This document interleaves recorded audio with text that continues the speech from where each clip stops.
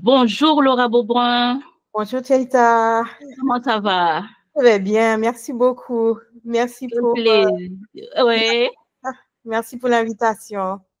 C'est un plaisir de t'avoir avec nous. Je sais que tu travailles sur tu travailles pas, le projet est fini d'une certaine manière. Je ne sais Oui, pas s'il y a d'autres choses qui vont suivre derrière, mais je sais que tu as ce projet qui s'appelle Nana Buruku, c'est un clip que tu as sorti avec ton oncle. Mais avant de parler de ce projet, il est intéressant pour tous ceux qui nous suivent, nos abonnés, tous ceux qui ne te connaissent pas assez ou qui ont oublié qui est Laura Beaubrun, de parler de toi un petit peu. Qui est Laura Beaubrun? Qui es-tu? Qu'est-ce que tu peux dire pour nos abonnés pour qu'on puisse rentrer dans ton monde? ah, voilà, je m'appelle Laura Beaubrun. Je viens de Haïti. Je suis née à Ouanamint et grandi à Port-au-Prince, plutôt vers Puy-Blanc. Et je suis la fille de Lolo, le Lolo ou Théodore Beaubrun ou Manzé ou Mimurose Beaubrun. Et j'ai deux frères, Ted Beaubrun et Paul Beaubrun. Ted qui est à Genève et puis Paul est aux États-Unis, bon, bientôt au Canada. Et je suis aussi la petite fille de Théodore Beaubrun du côté de mon papa, que tout le monde connaît en tant que grand, comment dire, artiste pluridisciplinaire, mais qu'on connaît comme un acteur ou directeur national du Théâtre national en Haïti. Et qu'est-ce qu'on peut dire encore? Hein? Quand tu dis Théodore Beaubrun, il est bien de préciser pour tout Oui, Haïtien. Théodore Beaubrun, qu'on connaît sous le nom de Languichat. Languichat Desbordus, surtout avec son nom. Hein? Voilà, je pourrais aussi parler de ma grand-mère, et aussi qui était une très grande danseuse. Et puis aussi, bien sûr, quand on commence à parler des grands-pères, grand-mères, c'est bien de citer le nom de tout le monde. Mais bien sûr, j'ai parlé de mon grand-père parce que tout le monde connaît mon grand-père.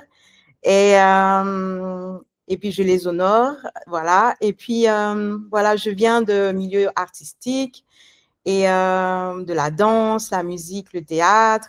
J'ai commencé par la danse. J'ai toujours dessiné de toute ma vie. Mais voilà, j'étais dans une école de danse avec Lavinia Williams, ensuite avec Jean-René Delsoin, Jean-Guy Saintus à Artco Danse. À l'époque, ça s'appelait comme ça. Et puis, je me suis formée aussi en danse Afrique de l'Ouest quand j'avais 16 ans.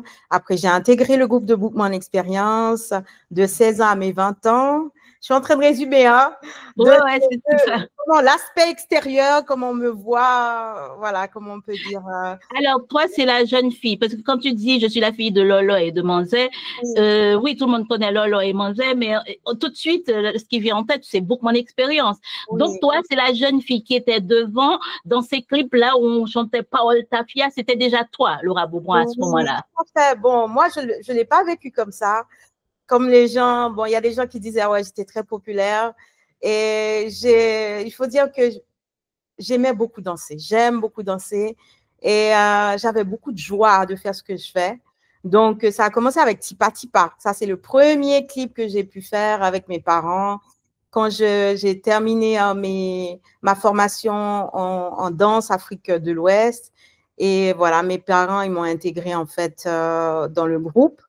Et j'ai quitté en fait l'école. Et bien, c'est comme ça, voilà, je suis toujours dans le groupe de Bookman Experience, mais j'ai d'autres expériences. Donc, j'ai dû quitter pour aller étudier histoire de l'art et ensuite architecture d'intérieur. Donc, j'ai eu ma formation et puis continuer à donner des cours de danse traditionnelle.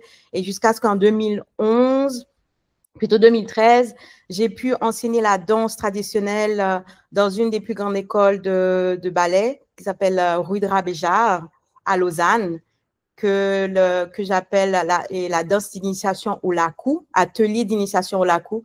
Je me suis inspirée en fait de mes propres expériences vécues dans les lakou parce que mes parents, surtout mon père, m'y emmenait, surtout dans les lakou du Nord. Et puis, ça m'a inspirée. Et puis, voilà, j'ai intégré cette danse traditionnelle dans mes ateliers. Et puis, c'est là que j'ai pu voir le pont que ça construit, qu'est-ce que notre tradition, les ancêtres ont pu transmettre, et cette transmission, elle est universelle. Et puis de lors, j'ai toujours travaillé à transmettre en fait cette danse traditionnelle haïtienne. Donc parallèle, voilà, un peu en gros, c'est ça. Donc maintenant, je suis à Lausanne, j'ai une formation en art-thérapie, donc je viens de terminer ma formation en art-thérapie. Voilà. En gros, c'est ça. C'est beaucoup de choses. Laura Beaubrun, tu dis que tu danses et que tu as ton école de danse. Et dans ton école de danse certaines fois, je vois passer tes vidéos. Et donc, il y a pas mal d'élèves étrangers. Oui. Donc, pour toi, quand tu inities ces gens-là, tu sais qu'il y a les Haïtiens, des fois, ils disent il faut pas donner nos trucs, notre histoire, nos traditions aux étrangers. Et toi, dans ton école, tu ne reçois pas que des Haïtiens. Est-ce que c'est important pour toi que ces Suisses, ces étrangers, comme on les appellerait en Haïti, qu'ils comprennent notre culture, qu'ils y adhèrent? C'est important pour toi dans ta démarche? Mais en fait, ça n'a pas commencé comme ça. En fait, ça a commencé... j'ai commencé à donner des cours de danse parce qu'il y a les mamans haïtiennes en Suisse m'appelaient pour donner des cours de danse à leurs enfants. Ça a commencé comme ça. Et en 2001, 2002. Et puis ensuite, comme j'ai dit, j'ai pu enseigner, faire des ateliers à l'école Ouidra Béjar. Cependant, quand moi, j'ai commencé à vouloir proposer en fait ces ateliers, les Haïtiens ne venaient pas, ou ils étaient 2 ou 3. Donc, les gens qui s'y intéressaient, c'était des étrangers. Donc, moi, j'accueillais des gens qui venaient. Et puis, c'est là que j'ai eu l'idée de vulgariser, de le rendre beaucoup plus simple. J'ai fait beaucoup plus de recherches sur les danses, qu'est-ce que ça veut dire. Donc, mes ateliers sont plus les danses. Je me suis consacrée beaucoup sur le Yanva, le Nago, parce que c'est un langage beaucoup plus facile pour moi à transmettre. Et puis, les autres cours que j'enseigne, c'est plutôt des cours de danse, mais les ateliers, c'est beaucoup plus en profondeur. Donc, pour répondre à ta question, à tes questions, premièrement, léguer aux autres, comment expliquer? J'ai rien à peur, il n'y a pas à avoir peur de transmettre, et parce que ce qu'on transmet est au-delà de, comment dire, ce qu'on transmet est tellement beau, et c'est une porte d'entrée à soi, une porte d'entrée pour que se sente bien, une porte d'entrée pour voir qu'on est un, en fait. Et bien sûr, c'est une danse typique d'Haïti, typique de l'Afrique de l'Ouest, la plupart de nos danses. Cependant, n'oublions pas que Haïti est un carrefour de 3 continents. On n'est pas que africain, je suis désolée.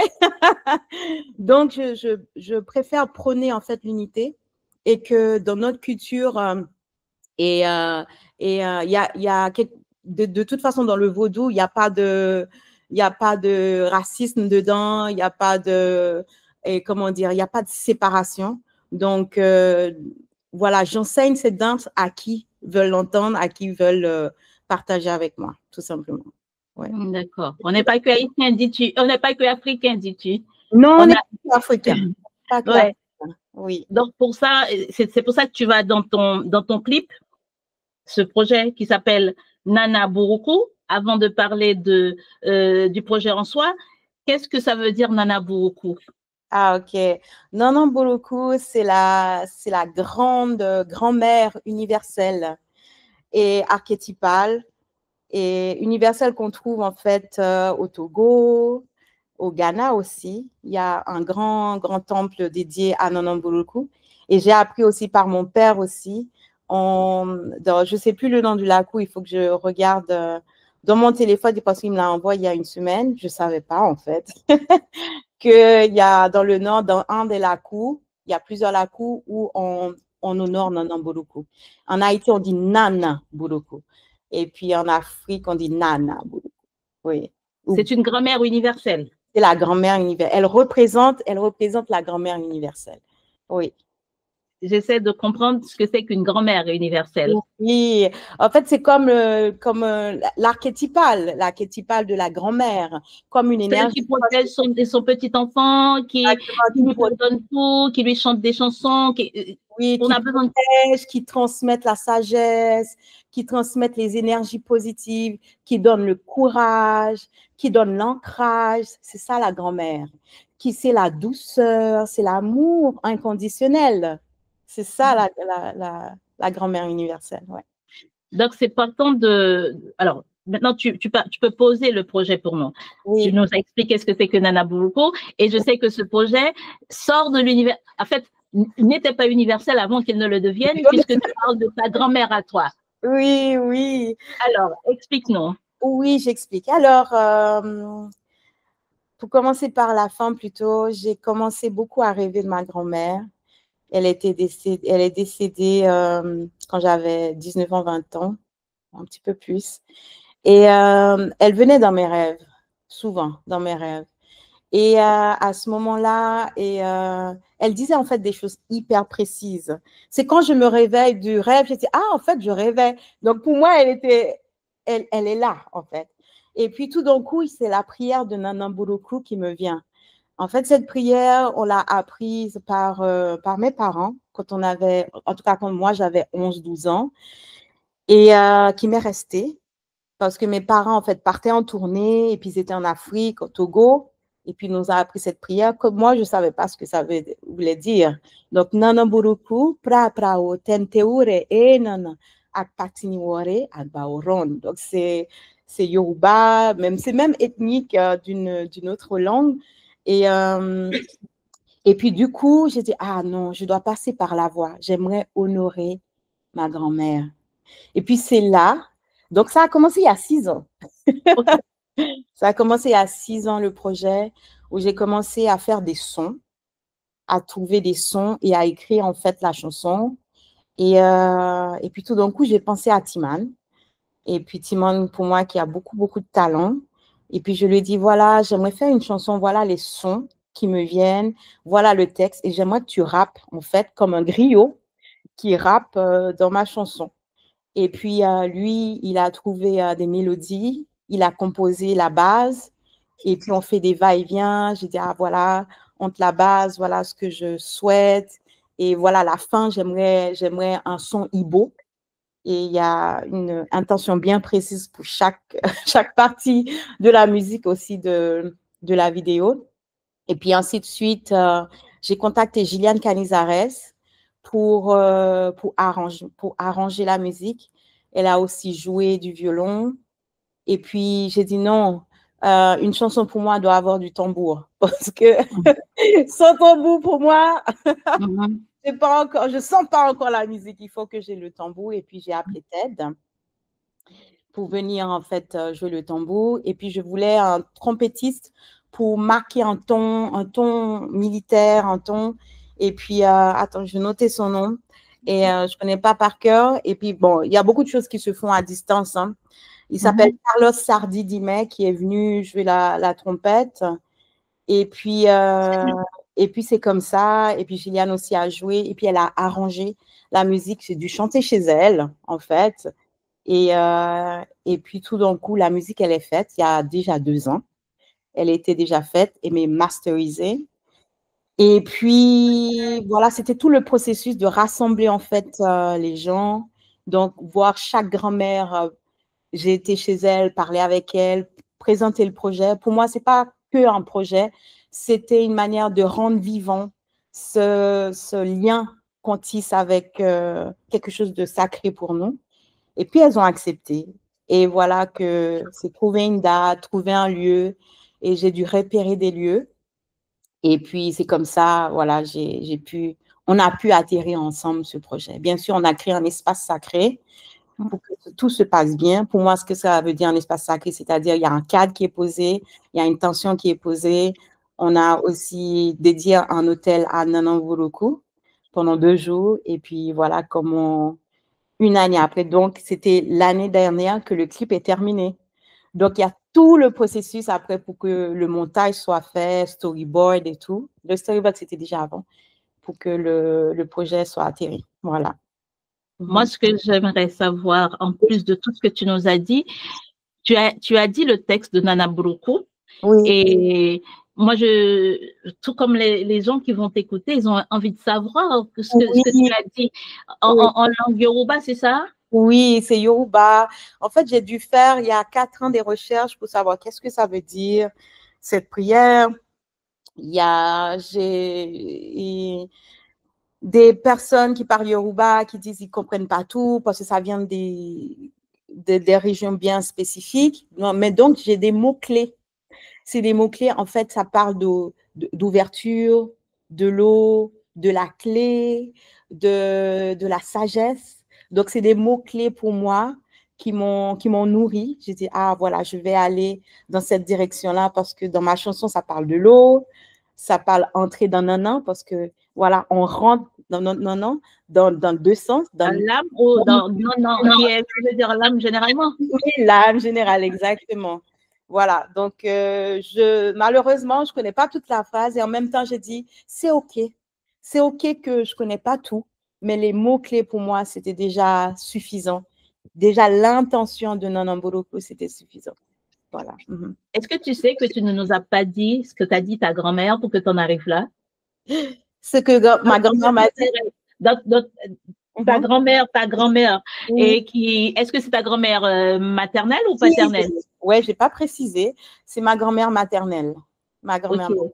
Et qu'est-ce qu'elle te disait dans ses rêves? Ah, je garde pour moi. Ah, d'accord, c'est un secret. Oui, parce que c'est des moments très difficiles. C'est pas... Quand elle venait, c'est que je traversais des moments difficiles. Elle était là pour t'accompagner. C'était des moments de joie aussi, ou bien des moments souvent des moments difficiles qui me traversent, et ça peut être psychologique plutôt. Puis elle vient me voir, et puis tu vois, on est habillés tout au long comme ça avec un sorte de béret. En fait, elle était comme ça. Elle avait un béret c'est que les hommes qui portaient ça, en fait, en Afrique, dans mon regard, quand je regarde l'Afrique, dans mes recherches, je vois que c'est les hommes qui portaient ce genre de béret. Elle portait ça avec une grande robe. Et puis, donc, je voulais l'honorer. Donc, elle me disait des choses hyper précises. C'est mon petit jardin secret avec ma grand-mère. D'accord, très bien. Et ce clip fini, est-ce que tu te sens accompli à partir de la fin, je veux dire, de ce projet, ou est-ce que tu penses ouvrir encore tes horizons avec ce même projet Nana Boroko pour aller plus loin? Et ce serait quoi le plus loin? Ah oui, merci beaucoup. Oui, je me sens, c'est comme un boucle qui est bouclé. Je me sens déjà de voir les grands-mères, toute l'équipe. En fait, ils n'ont jamais vu le clip. Quand le clip est sorti, je l'ai vraiment tenu comme un bébé et puis on le découvre en même temps. Donc, pour moi, déjà voir qu'eux, ils étaient, comment dire, satisfaits, contents de voir qu'ils ont incarné quelque chose de beau, de sacré pour eux. Dans leurs yeux, je me sentais satisfaite. Et je sens aussi que ma prière pour ma grand-mère, ça a été, voilà, j'ai dit, j'espère qu'elle m'a entendu. Et pour moi, c'était quelque chose de bouclé. Donc, et tout d'un coup, bien sûr, ça ouvre à d'autres espaces. Et c'est des projets que j'avais déjà. Mais Nanan Boroko m'a, comment dire, ouvre en fait d'autres horizons pour dire, je vais y aller encore. Je vois que j'ai quand même une base, parce que pour construire la base, pour trouver des gens, et il faut dire que je suis maman solo avec 2 enfants. Donc, pour trouver des gens pour construire un projet, maintenant, j'ai une base pour aller vers encore la musique et puis dans la performance scénique. D'accord. Voilà. Parce que c'est vrai qu'on te connaît plus comme danseuse que comme chanteuse. Oui. Et donc là, tu ouvres tes horizons avec le chant pour encore aller plus loin. Moi, je t'ai déjà vu chanter et danser sur scène, oui. Mais c'est vrai que quand on dit Laura Beaubrun, on dit la danse. Alors, dernière question sur ce sujet. Je vois que tu travailles. Vous travaillez généralement, je crois, je comprends, même s'il y a toujours d'autres personnes dans vos projets, vous travaillez essentiellement en famille, de ce que j'ai compris. Donc, il y a ton oncle Timan, il y a ton frère Ted. Et puis, qu'ont dit les parents dans cette affaire? Ah, tout d'abord, avant de parler de ça, c'est que pour la musique, j'ai toujours chanté. Hein. Les gens, ils ne savent pas. Hein. Il y a un piano. Il faut le dire. Hein. Et puis, ma première composition, c'était 12 ans. Et puis, j'ai une chanson qui est dans l'album de Boukman, dans l'unification. C'est laquelle? Et Unification, dans l'album d'unification de Boukman, qui s'appelle Méditation. Si jamais, il y a ma voix qui est déjà posée. Donc, j'avais 18 ans quand je l'ai... Et voilà, mis ma voix. Et puis, mais mon père, en fait, c'est featuring mon papa. C'était moi. Donc, si jamais, j'étais toujours dans la musique, mais je n'ai pas pu aller jusqu'au bout parce que la danse a pris beaucoup de place.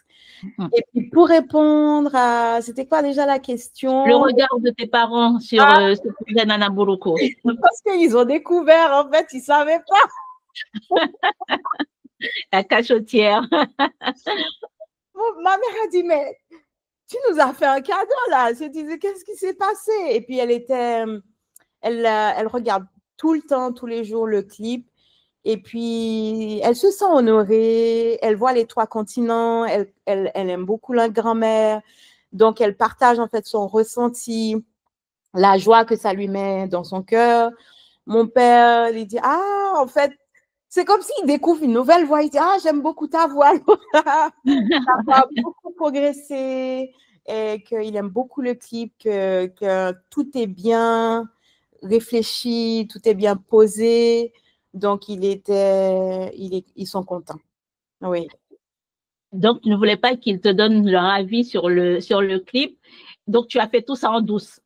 Oui, j'ai fait tout ça en douce. Non, parce que, bon, j'ai fait tout ça en douce pour tout le monde parce que c'est comme si c'était tellement précieux pour moi. Je voulais pas des avis extérieurs parce que c'était clair pour moi là où je voulais aller, qu'est-ce qui était clair pour moi. Donc, et puis poser chaque intention pour chaque tableau, tout était déjà clair. Donc, je l'ai protégé jusqu'au bout comme un cadeau quand on déballe le cadeau, tu dis, ah, voilà, c'est soit on aime, soit on n'aime pas, c'est pas grave, mais moi, je suis satisfaite, ouais. En tout cas, bravo pour ce beau clip, très puissant et poignant, Laura Beaubrun. Je m'y suis plongée. Je suis rentrée dans ton univers, en tout cas dans ce que tu nous as permis de côtoyer, de voir, de sentir. Et puis, on espère que ce clip va parler à toutes les grand-mères de la Terre. Et puis, on attend aussi que ton horizon qui est élargi maintenant, tout plein de projets, quoi. Oui, merci beaucoup, Cheta. Merci pour ce moment. Merci d'honorer ce projet. Donc, ça me fait vraiment plaisir. Bien sûr, c'est un projet à partager pour honorer la culture haïtienne, honorer la culture traditionnelle en Afrique et honorer notre pouvoir de création en tant que femme et honorer cet espace sacré aussi. Donc, ça peut être un projet visuel, mais il y a une dimension sacrée dedans. Donc, pour moi, c'est quelque chose à partager. Je sens que c'est mon projet, mais en même temps, c'est plus grand que moi. Donc, c'est plus grand parce que l'inspiration vient d'ailleurs. Donc, à partager. Et puis, merci à toi. Et puis, à bientôt. On ne sait jamais. Ah oui. Après, on n'est pas très loin. Hein. On est voisines. Hein. En tout cas, merci Laura Beaubrun d'avoir pris le temps de partager avec nous ce petit moment. Et puis, comme tu dis, à bientôt. Hein. À bientôt, Cheta. Live. Merci beaucoup. Bye bye. Et prends soin de toi. Merci, Cheta.